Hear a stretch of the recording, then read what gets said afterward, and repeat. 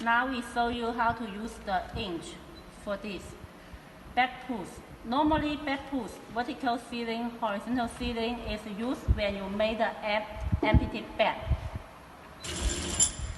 And for this back pulling, vertical sealing, horizontal sealing, normally used for 2 seconds, okay? And press 2 seconds. 2 seconds. And then this is the cutting.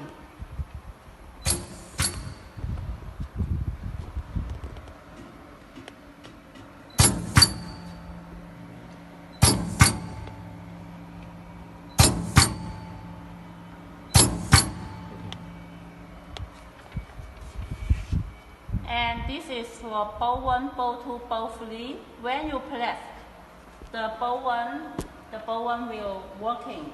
When you press bowl 2, it will working. Bowl 3, it will working.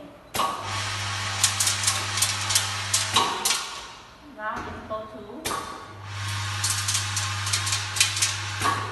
Now it's bowl 3. And for bowl 1, bowl 2, bowl 3, when you press such as 10 seconds, it will work in 10 seconds. But you press the 5 seconds, it will work in 5 seconds. So you press how many times, it will work in how many times. And this is the holding back.